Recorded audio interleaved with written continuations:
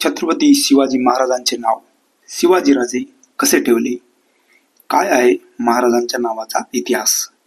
तर चला आजच्या व्हिडिओमध्ये जाणून घेऊया.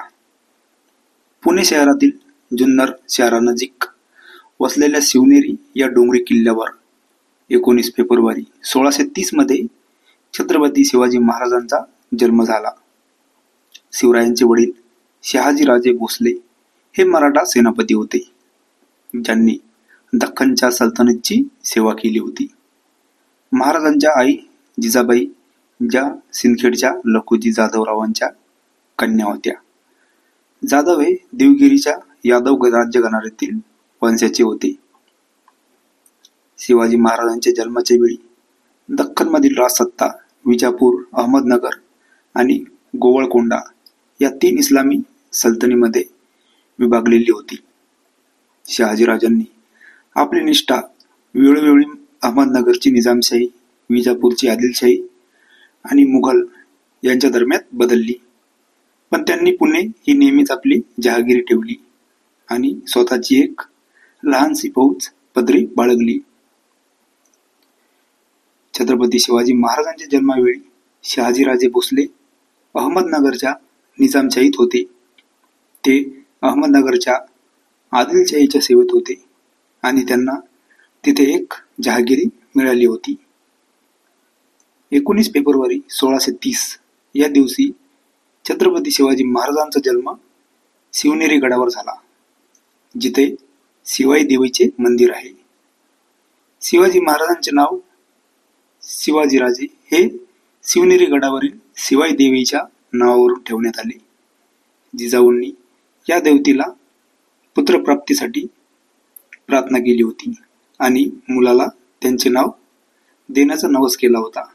त्यामुळे महाराजांचे नाव शिवाजीराजे ठेवण्यात आले. शिवाजी नावाचा अर्थ शिवाईचा पुत्र असा होतो, जो शिवनेरी गडावरील देवीशी संबंधित आहे.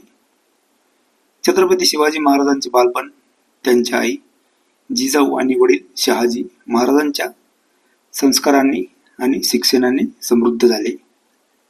त्यांच्या बालपणातच त्यांच्यामध्ये नेतृत्व, धैर्याची भावना आणि पराक्रमाची प्रेरणा निर्माण झाली. महाराजांनी धार्मिक शिक्षण, भाषेचे ज्ञान आणि राज्यकारभाराचे शिक्षण घेतले. शिवरायांची सवंगडी गरीब मावळ्यांची मुले होती. शिवराय त्यांच्याकडे जाऊन खेळायचे. जिजाऊंनी महाराजांमध्ये पराक्रम आणि राष्ट्रभक्तीची भावना जागवली. 1640च्या अखेरीस छत्रपती शिवाजी महाराज यांचे लग्न निंबाळकर पवारांच्या जीवबाई नावाच्या मुलीशी झाले. तिचे सासरचे नाव सईबाई असे ठेवले. नंतर छत्रपती शिवाजी महाराजांनी रायरेश्वराच्या मंदिरात हिंदवी स्वराज्य स्थापनेची प्रतिज्ञा घेतली होती.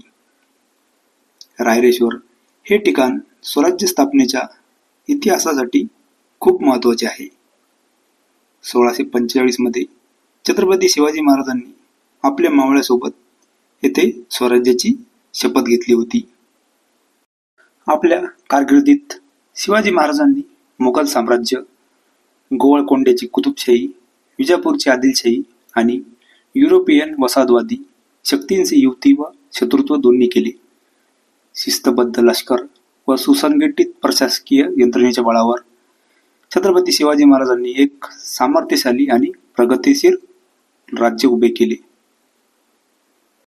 छत्रपती शिवाजी महाराजांनी स्वतःचे स्वतंत्र राज्य निर्माण करून मराठा साम्राज्याची स्थापना केली. 1674 मध्ये रायगड किल्ल्यावर छत्रपती म्हणून त्यांचा राज्याभिषेक करण्यात आला.